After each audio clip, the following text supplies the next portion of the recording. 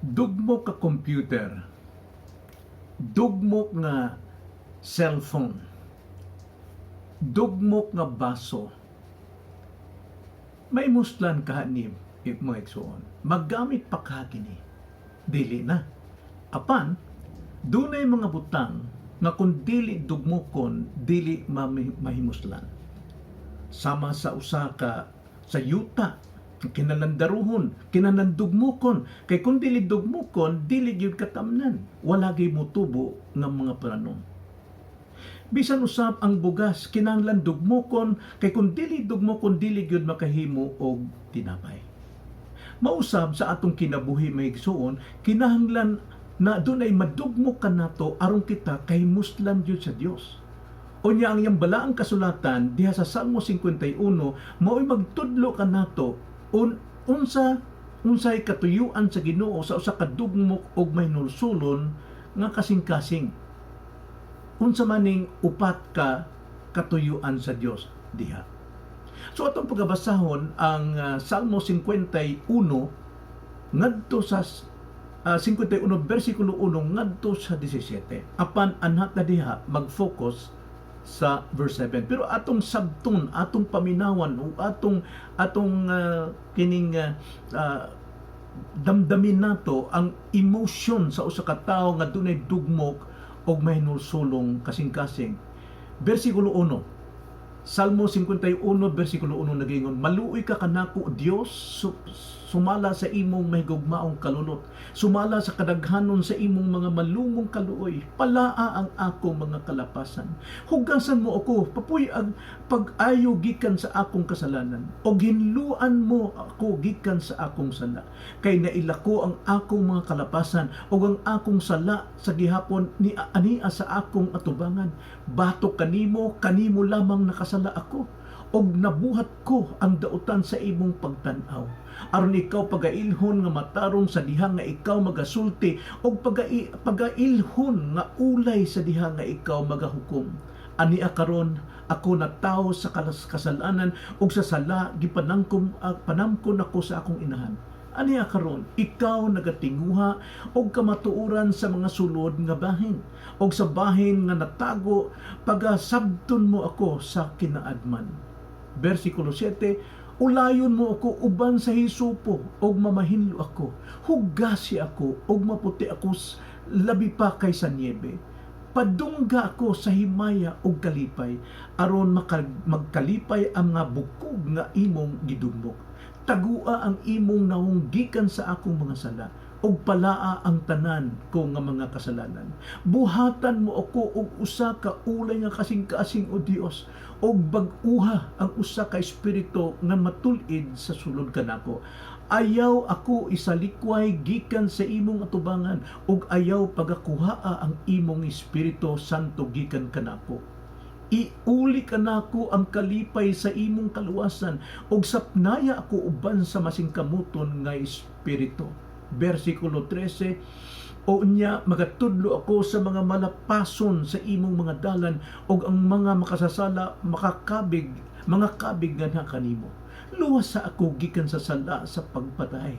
O Dios, ikaw nga Dios sa akong kaluwasan, og ang akong dila magaawit sa makusog matungod sa imong pagkamatarong. O Ginoo, buksan mo ang akong mga ngabil, og ang akong baba magamantala sa imong pagdaig. Kay ikaw dili malipay sa halad, nga unta igahatag ko kini. Ikaw walay kahimuot sa halad nga sinunog. Ang mga halad sa Dios mao ang espiritu nga mahinulsulon. Ang usa ka nadugmok o usa ka mahinulsulon nga kasing-kasing o Dios, dili mo pagatamayon. Mao kini ang pulong sa Dios sa usa ka taong dugmok og mahinulsulon kasing-kasing. Magampo ta mga igsoon. Dalaygon namong Amahan, salamat sa imong pulong. May naot pa kini imong pananlanginan sa among mga kasing-kasing aron masabtan namo ang imong mensahe alang kanamo karong buntaga. Hinaot pa, O Dios, nga ang among kasing-kasing mahimong madugmok og mahinulsulon at tubangan kanimo. Mao kining among pag-ampo diha lamang sa ngalan sa Ginoong Kristo. Amen. Karon nabasa nato ang atong teksto, Psalms 51. nga kini nagpasabot nga kinahanglan nato ang upat nga katuyuan sa Dios sa dugmok og mahinulsulong kasing-kasing. Now atong tagsa-tagsaon ning upat ka katuyuan sa Dios sa dugmok nga og mahinulsulong kasing-kasing. Primero, ang dugmok og mahinulsulong kasing-kasing gikahimutan sa Dios. Gikahimutan sa Dios. Atong basahon og usab ang bersikulo 17 kay anita mag-focus. Nagaingon, ang mga halad sa Dios mao ang espiritu nga mahinulsulon. Ang usa ka madugmok ug usa ka mahinulsulong kasing-kasing o Dios dili mo pagatamayon. Kining pulungan ni David kay tungod duna siya'y nangagi. Ang context ni ini, si David dunay tinaguang sala nga mulabaw na sa tuig nga iya kining gitago ang iyang pag-commit og adultery kang Bathsheba o ang iyang pagpasugo nga patyon pagpatay kang Urias nga iyang bana. Kini natago ni sa dugayng panahon bisan pa siya og diha na mahala sa iyang pagkahari, siyang pagsimba diha, sa iyang pagpaminaw sa pulong, sa iyang pagpanudlo, sa iyang pagdumala sa ginerian. Nahimo niyang tanan apan duna siya tinaguan. Busa sa tukmang panahon, ang Ginoo nagpadala kang Nathan aron hukman si David sa iyang dugayng kasalanan. Dugay ng panahong kasalanan. Og kini mao ang gibuhat ni Nathan, miadto siya kang David aron sa pagsaysay sa iyang sala, pinaagi sa parables, sa sambingay. Wala niya kini diretsaha nga gibadlong o gipanaong kaniya ang iyang sala, apan pinaagi sa malupnay nga pagsulti, pagsaysay sa usa ka sambingay. Og diha ang sambingay nga dihay usa kuno ka tawo nga miabot o nanginahanglan og siya mingadto sa usa ka dato nga daghan kayog karnero apan wala mohatag tong dato. Busay miadto hinuon ang dato ngadto sa usa ka kabos nga dunay mga nati nga karnero nga babae. Atong pagbasahon og unsay nahitabo nini. Nagaingon sa 2 Samuel chapter 12 verse 1 to 5. Og sa mingagi nga ang pagbalata ni David nagpasugo og gipadala niya ngadto ang iyang sa iyang balay og siya nahimo nga iyang asawa og siya nanganak kaniya og usa ka anak nga lalaki. Apan ang butang nga gihimo ni David wala makahimuot kang Jehova. Wala gyud makapahimuot. Og si Jehova nagpadala kang Nathan ngadto kang David og siya miadto kaniya og miingon kaniya may duha ka tawo sa usa ka syudad, ang usa adunahan og ang usa kabos. Ang adunahan nga tawo may daghan kaayong panon sa karnero o mga panon sa mga vaka. Apan ang kabos nga tawo walay bisan unsa.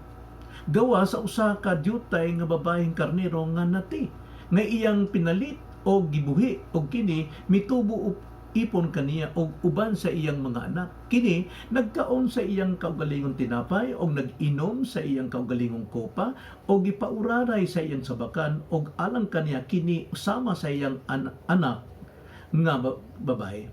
Og may usa ka lumalangyaw nga miadto sa dunahan nga tawo og siya wala bumuot sa pagkuha gikan sa iyang kaugalingong panon sa karnero o gikan sa iyang kaugalingong panon sa baka aron ihawon alang sa humalapit nga tao nga mianha kaniya apan gikuha ang nating karnero sa kabos nga tao o giihaw kini alang sa tao nga mianha kaniya.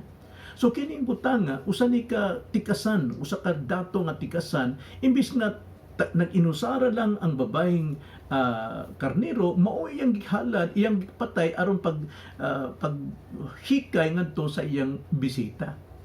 Nining sambingaya nasuko pag-ayo si David. Tan-aw sa bersikulo 6 ngadto 7, og kasuko ni David misilaob sa dako uyamot batok sa tao nga siya miingon kang Nathan, ingon nga si Jehova buhi.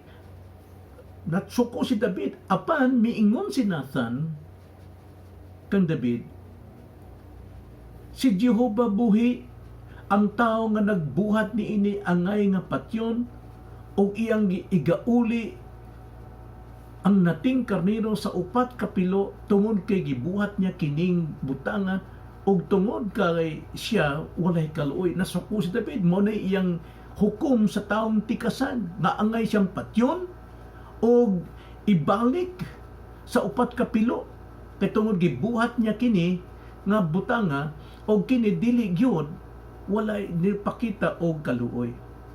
Karon gibalik ni Propeta Nathan ang maong istorya ngadto kang David aron inawon kaniya ang iyang sala. Versikulo 8. Og si Nathan miingon kang David, ikaw mao ang tao, kini mao ang gipamulong ni Jehova, ang Dios sa Israel. Ako nagdihog kanimo nga hari sa ibabaw sa Israel, og ako nagluwas kanimo gikan sa kamot ni Saul. Kay tungod kining si Bathsheba nag-inusara lang nga babaeng asawa ni Urias, inampingan gimahal, apan gikuha pa ni David. O kinahanglan ni ining kahimtanga gidugmok sa Dios ang kasing-kasing nga David, o kinahanglan siyang maghinurso sa iyang sala. Kay tungod dunay dugay panahon iyang gitabunag mga halad kining iyang sala. Naingong gali si David sa versikulo 16, kay ikaw dili malipay sa halad nga unta igahatag ko kini, ikaw walay kay muot sa halad nga sinunog. Kay balo si David nga wala gyud malipay og mahimuot ang Dios sa iyang mga panghalad, sa iyang pagwali, sa iyang pagpanudlo, sa iyang pagdumala sa ginharian.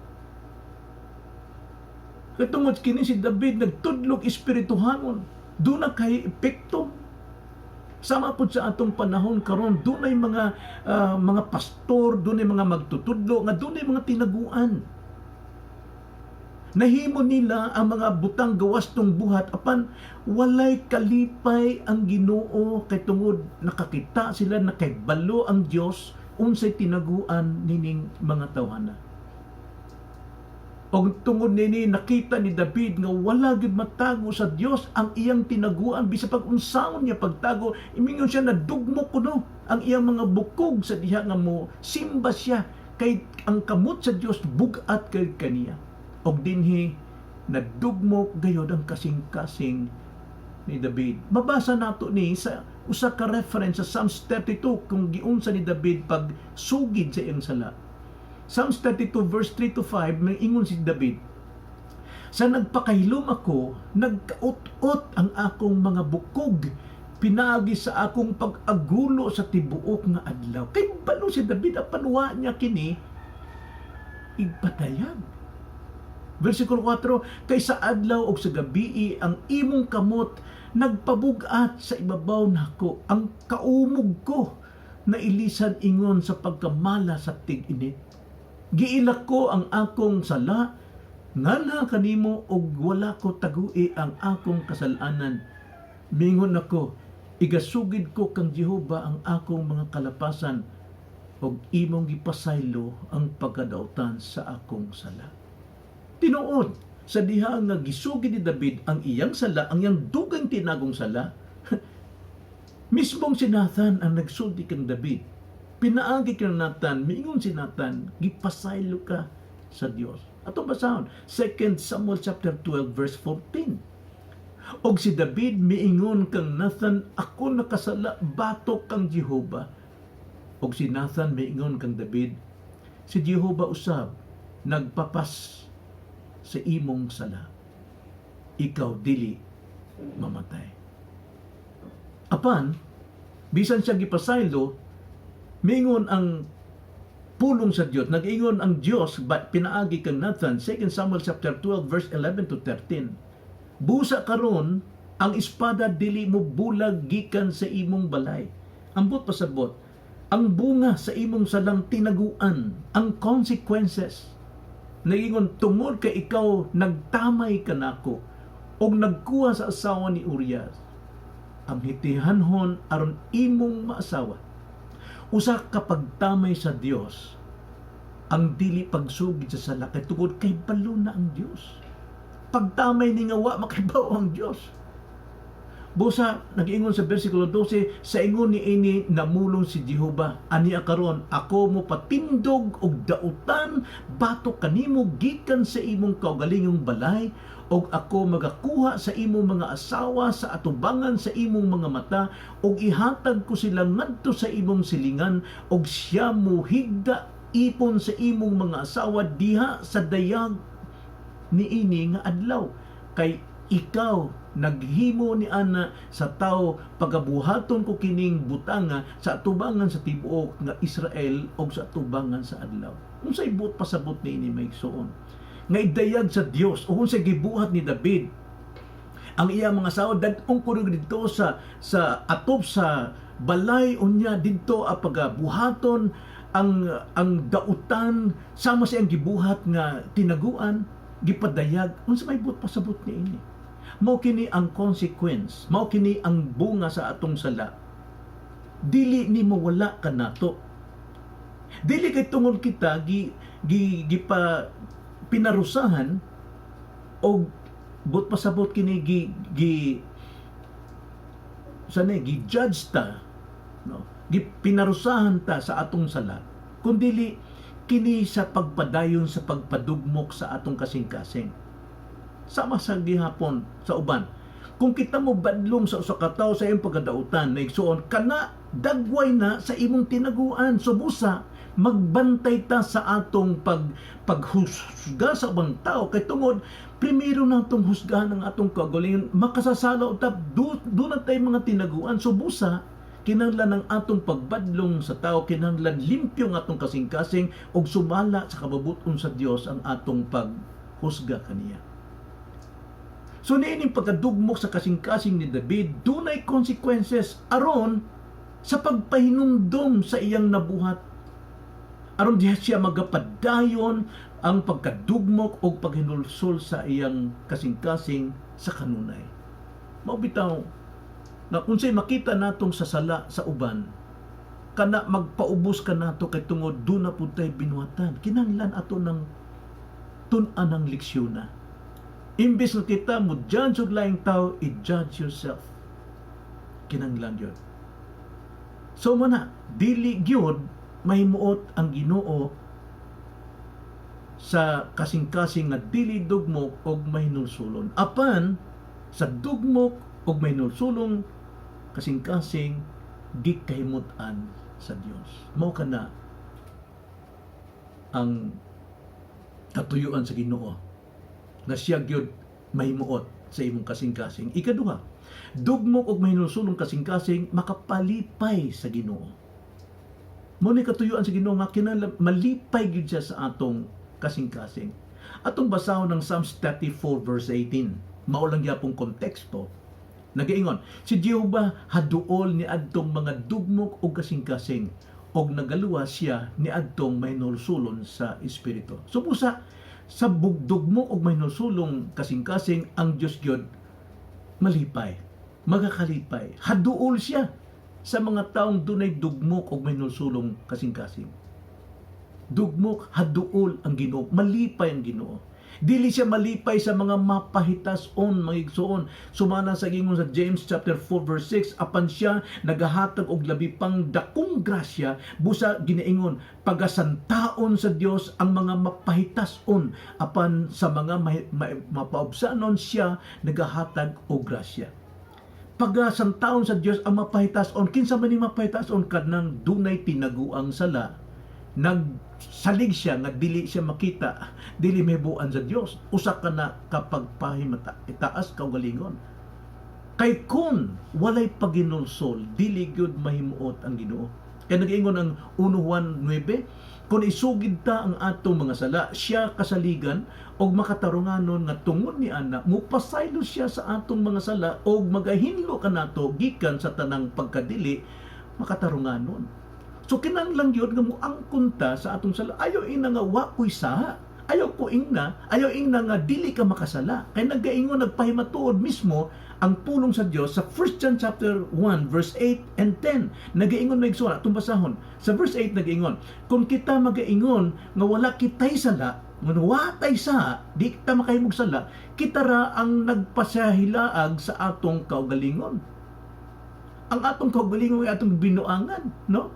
O wala ka nato ang kamatuoran. Wala gyud nato ang kamatuoran. Kay kung di mingon ta nga watay sa bisa pagpagpanudlo nimo dag kamatuoran, bisan pagpagpanudlo nimo maayo, apan ikaw naa sa walay kamatuoran. Subusa bersikulo 10, kung kita magiingon nga wala wala kita makasala, siya ang Dios atong gipakabakakon. Tanawa ang Dios ano ito atong gihimong bakakon? Ug wala ka nato ang iyang pulong, suwa gyud ta makadawat og pulong. Busa maigsuon. Maghahatag og grasya ang Ginoo sa mapaubsanon, apan pagkasantaon niya ang mga bakakon, ang mga mapahitason. Kay mo dito sa Lucas chapter 18 nga dunay duha ka tawo nga miduol sa Dios ug nagampo. Ang usa nagaingon, "O Dios, ako usang maayong tao. Ako ikapulo, ako nagahatag, ako tanan iyang gisulti." Apan ang usa ka tawo nagaingon, "O Dios, pasaylo ako nga usa ka makasasala." Kinsa man sa kanilang duha ang nakahatag kalipay sa Dios? Natural kadtong mapayubsanon, mga igsoon. So unsay leksyon ni kanato karon na igsoon? Pero ang taong nagkasalig sa iyang mga buhat, maayo sa buhat, mantigo siya, maalam siya, maayo siya para sa bulaton sa Dios. Apan kung kini mo iyang gisaligan, wag yun ni amot sa ganarian sa Dios. Kung dili kadtong naglantaw sa kahimtang sa iyang kasing-kasing, kadtong nagabantay sa kadas makita siya batang nagbaldito, iya sang tan-awon kaugalingon mausab ko. Kung doon ako'y mansang tao, doon na kay makita nga nangawat ato sang unahon paghukom, nangawat pug ko. Naagyon og padbilin ang consequence aron kita magkapabiling dugmok og mahinulsulong kasing-kasing. So usahay magpasigarbo ta sa atong mga binuhatan, sa atong mga nahimo sa atong pagpangalagad sa ginarihan sa Dios. Maayo ta mo wali, maayo ta mo badlong, maayo ta mo tudlo, daghantag mga buluhaton sa misyon aton ning gipasigarbo. Usahay kana sama sa usa ka bata nga grabe ang iyang panghambog, suwagit siya dakog kalipay, midalagan paingon sa iyang daddy, nag-ingon, "Daddy, tanawa, mantigon ako musuwat sa akong ngalan." Apan, nakalimtan niya ang iyang mami, nga mo'y nag-antos, nagtudlo sa matag adlaw, sa matag higayon, nga siya makasulat sa iyang ngalan, o iyang nakalimtan, inay, siya maoy, ang mami intay, kinahanglan iyang pagadaygon, pasalamatan, iyang gakson, ag iyang hawkon niya, aron ang iyang inahan mahimaya sa tanan, ang iyang gibuhat, ang iyang pasigarbo, ang iyang nabuhat nga pagkaantigo sa pagsulat sa iyang ngalan. Mo ni problema nato ngadto sa Dios. Garbo ta sa atong mga nabuhat, sa atong mga nahimo sa ganarian sa Dios, sa atong trabaho, doon na tay promotions, doon na sa pagkamaay nato, nakalimtan natong pasidunggan ang Dios. Nga maoy naghatag ka natong kinabuhi, mo'y naghatag ka natong kaluwasan, mo'y nagpasaylo sa atong mga sala. Maoy nagsakit ngadto sa krus, puli kanimo nga ikaw unta ang magsakit og mamatay sa krus. Nakalimtan nato. So nabay kalipay ang Ginoo ni ana. Ang kalipay sa Dios naa sa dugmok og mahinulsulong kasing-kasing. Ikatulo, ang dugmok og mahinulsulong kasing-kasing puloy-anan sa Dios. Puloy-anan sa Dios.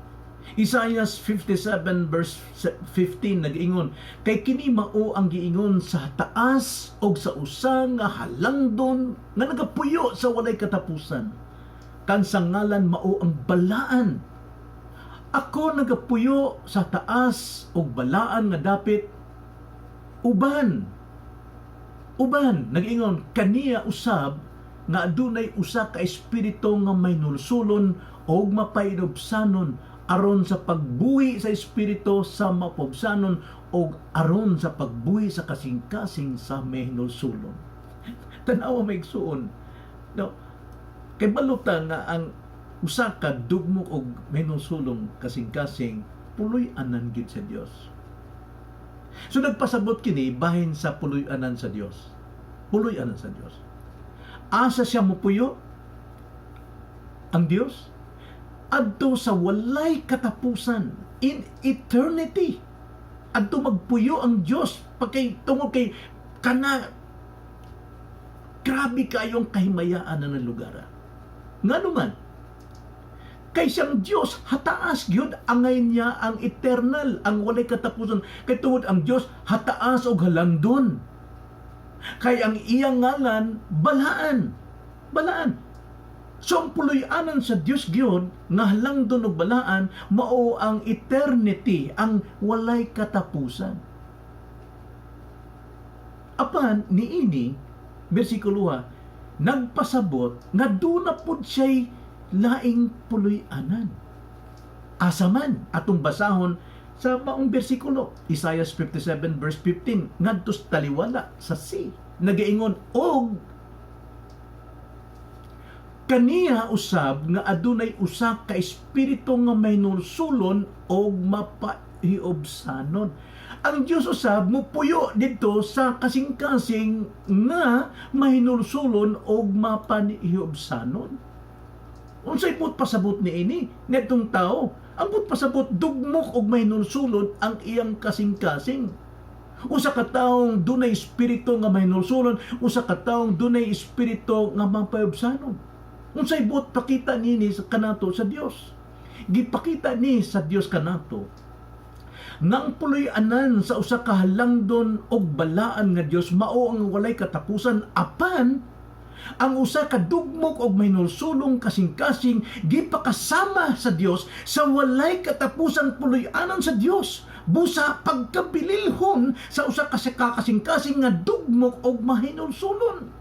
Pagkanindot mga igsuon kung naatapimi diha sa atong pagdugmok og mahinulsulon natong kasing-kasing kay tungod puloy-anan kini sa Dios daw sama sa walay katapusang puloy-anan sa Dios didto sa namin. Unsa may katuyuan sa Dios nganong mupuyo man siya sa usa ka dugmok og mahinulsulong kasing-kasing? Duha. Primero, aron sa pagbuhi sa espiritu nga mapaubsanon. Pagbuhi sa atong espiritu nga mapaubsanon. O ikaduha, aron sa pagbuhi sa atong kasing-kasing nga mahinulsulon. Kay tungod ang kasing-kasing may igsuon, sumala sa Jeremiah 17:9, kini tanan dautan o bakakon sa tanan. Apan sa diha nga ikaw, gibag-o sa Dios dagagag bag-ong kasing-kasing, kanang kasing-kasing nga mahinulsulon, mapaubsanon.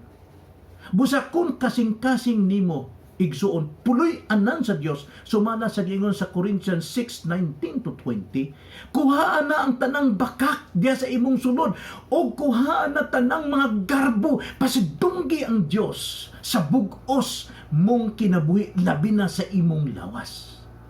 Nagingon 1 Corinthians 6:19-20, wala ba kamo masayod ngang inyong lawas templo sa Espiritu Santo nga nagapuyo sulod ninyo o nagkini inyong nabatunan gikan sa Dios, kamo diri na inyo sa inyong kaugalingon kay gipalit kamo sa wala sa usa ka bili, busa himayaan ninyo ang Dios diha sa inyong lawas. Ang tibok ang but pasabot sa bug-os mong kinabuhi, sa tibuok nimong pagkatao.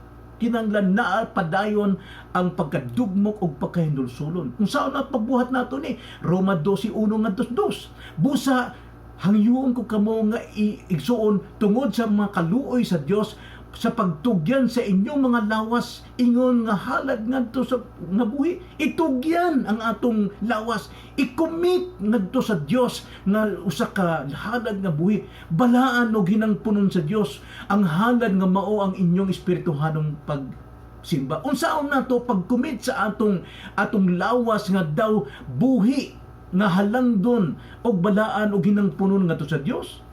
Nagaingon sa bersikulo 2, ayaw kamo pagpahiuyon ni ining panahuna sa kalibutan, kundili usba hinuon ninyo ang inyong kaugalingon pinaagi sa pagbag-o sa inyong salibutan, aron inyong masuta kung unsa ang maayo og hinangpunon og hingpit nga kabubuton sa Dios.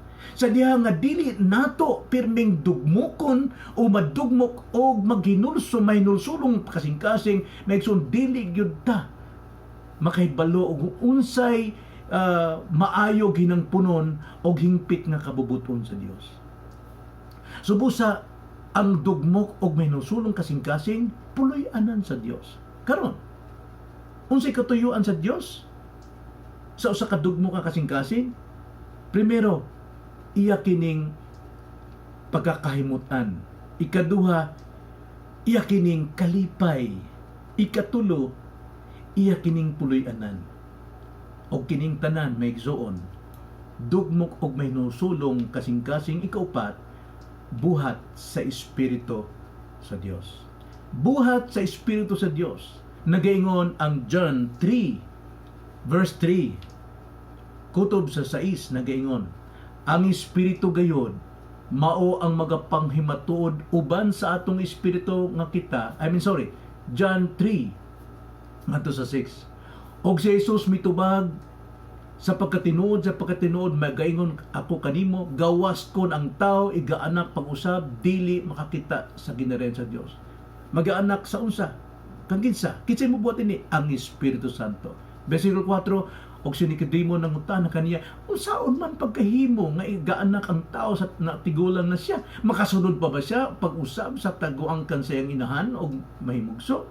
Mitubag si Jesus, og si Jesus mitubag sa pagkatinuod magaingon ako kanimo, gawas kon ang tao'y gaanak sa tubig og sa espiritu, dili siya makasulod sa ginerian sa Dios. Tubig og espiritu may igsoon, daghay nag-ingon bautismo kinining tubig, dili kay tungod ang bautismo dili makaluwas, apan ang bautismo dili mahimong dili buhaton sa usa ka luwas. Kining tubig, kung atong baliko ng konteksto sa Old Testament, doon na sila ginganlan og laver, palangga na ngadto sa Holy of Holies. Kinanglan sila maghugas, ilang kaugalingon, usa sila makasulod sa maong halad. Sa atong bag-ong tugon, unsa maning maghugas ka nato aron maglimpyo ka nato, mao ang pulong sa Dios. Subusa kung dili ka magapaminaw sa pulong sa Dios nga magagikan diha ang pagtuo, dili gyud ka anak sa balang espiritu. Kay nagingon si Kristo sa John 6:63, ang akong gipulong kaninyo mao ang espiritu, o ang espiritu magahatag kaninyo kinabuhi, bag-ong kinabuhi. Kay tungod nagaingon ang sa bersikulo 6, si Kristo naingon, ang gianak sa unod man, o ang gianak sa espiritu man. Subusa kinanglan at masayran ang dugmo kung minulsulong kasing-kasing, dili ni atong kaugalingong pag-usab, kundi kini buhat ni sa Espiritu sa Dios diha kanimo. Subusa ang Espiritu mismo nagasulti sa Romans 16 ngadto sa 17, nagaingon, ang Espiritu gayod ang nagapahimatuod uban sa atong espiritu nga kita mga anak sa Dios. O nga kung kita mga anak man, mga anak nan, mga manununod di ay kita nga manununod sa Dios, o mga isig ka manununod uban kang Kristo, kung muantos man kita uban kaniya, aron pagkahimayaon usab kita uban kaniya. Ang espiritu mooy magpahimatuod nga kita anak sa Dios, kay tungod kita iyang gianak, dili ang atong binuhatan, dili ang unod nun. Why kahimuan ang unod kundili ang espiritu lamang. Busa kung kita puloy-anan sa Dios o kita gibag-o diha, kay tungod gibag-o ta sa Espiritu Santo, kinahanglan sensitibo ta sa mga sala, kinahanglan dugmok ta pirme og mahinulsulon sa sala. Nagaingon si ang Ginoong Hesukristo sa iyang panaad sa iyang mga alagad ug kanato tanan sa John 16 verse 8 ngadto 10, nagaingon, og inig abot na niya iyang pailhon ang kalibutan may tungod sa sala og sa pagkamatarong og sa hukom. May tungod sa sala kay sila wala man mosalig kanako, may tungod sa pagkamatarong kay ako muadto man sa amahan og dili na kamo makakita kanako. Kinsa man ning giingon ni Kristo og inig abot kaniya, mao ang balang espiritu sa diha nga ikaw giyan ako usab, anhan mo masayran ang tinod kamatuoran bahin kang Kristo, bahin sa mga pasalig og bahin sa kabuton sa amahan. Mao ni timaan nga gitulid ta sa Dios, nga gibag-o ta sa Dios. Sumalag sa ingon ni David sa Psalms 51 versikulo 4. Bato kanimo lamang nakasala ako og nabuhat ko ang dautan sa imong pagtan-aw. Aron ikaw pagailhon nga matarong sa diha nga ikaw magasulti og pagailhon nga ulay sa diha nga ikaw magahukom. Ngano nakasulti si David niini? Tungod sa buhat sa espiritu sa iyang kinabuhi. O kini parang kanato mao ni timaan nga kita tinawag sa Dios. Nagiingon ng Matthew 9:13, lumakaw kamo og tun-i ninyo ang kahulugan ini, maoy kahimut-an ko ang pagkaluoy, no? Pagkaluoy tungod sa dugmok og menusulong kasing-kasing, dili ang paghalad, dili ang maayong mga binuhatan, ha?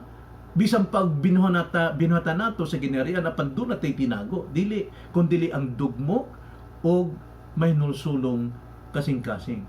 Kay ako miyani dili sa pagtawag sa mga matarong kundi sa mga makasasala. Miyani si Kristo aron tawgon katong muangkon nga sila makasasala. Busa nagaingon pod si Pedro, siguro ang imong pagkatinawag. Nagaingon 2 Pedro 1:10, busa mga igsuon, paningkamuti sa labi paggayon nga masiguro ang inyong pagkatinawag o pagkapinili. Kay kung inyong himuon kini, dili gayod kamo mahulog, dili kamo mapakyas sa inyong pagkakristuhanon. Kay ang pagkadugmok sa kasing-kasing paagi gyud ni Kristo o kabubuton ni Kristo alang kanato. Aron makasabot ta sa iyong pulong, kay kung dili ta dugmok sa atong kaugalingon, dili gyud ta kasabot sa iyang espirituhanong pulong.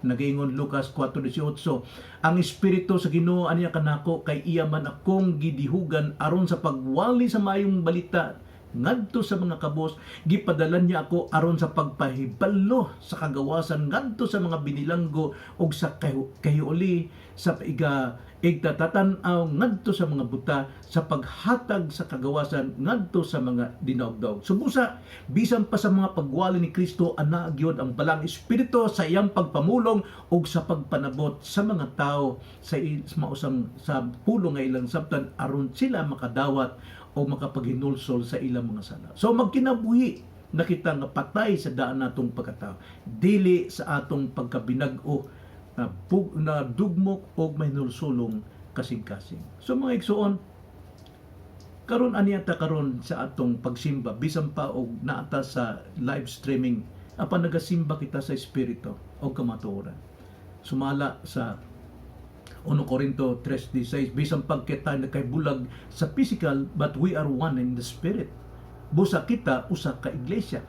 Wala ba kamo masayog nga kamo templo sa Dios o nga ang espiritu sa Dios nagapuyo diha sa sulod ninyo? So atong tanan unsang klaseng kasing-kasing karon ang anaa nimo samtang niya kita karon diha sa pagpaminaw o pagsimba sa Dios. Dugmo og mahinulsulon, maigsuon. Nagaingon ang pulong Proverbs 28:9. Kadtong nagpalingog-lingog sa iyang igdulongog gikan sa pagpamati sa kasuguan o sa pulong, bisan ang iyang pagampo mao'y usa ka dulumtanan. Wa gyud na malipay ang Ginoo diha. Kung nagpaligoy-lingog, palingog-lingog ta sa atong pagpaminaw. Kung dili dugmok ang og dili may nulsulo natong kasing-kasing, unsay giingon sa Psalm 66 verse 18. Kung sa akong kasing-kasing nagapalandong ako sa kadautan, ang Ginoo dili magapatalimhog kanako. Kung doon na lang gyapon tay kadautang gitago, may atong giampingan, may atong gihigugma kining atong tinaguan na sala, dili gyud magapatalinog ang Dios bisan pa sa imong paghampo. Dili maminaw ang Dios sa imong paghampo. So busa ayaw huwata nga mahukman ka.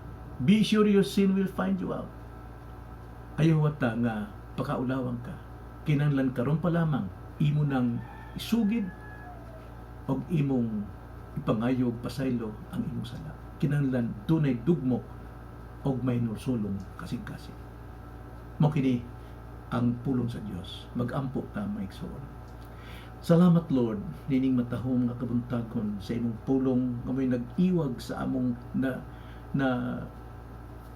landungan og nangitngitan ng kasing-kasing aron madayag kini ug among idayag ang among tinaguan diha kanimo among isugid kay tungod dili gyud ka mahimuot nining kasing-kasing nga walay nga dili dugmok og may nulsulong. Salamat Lord mo kining among pag-ampo dahil lamang sa ngalan sa Ginoong Kristo. Amen.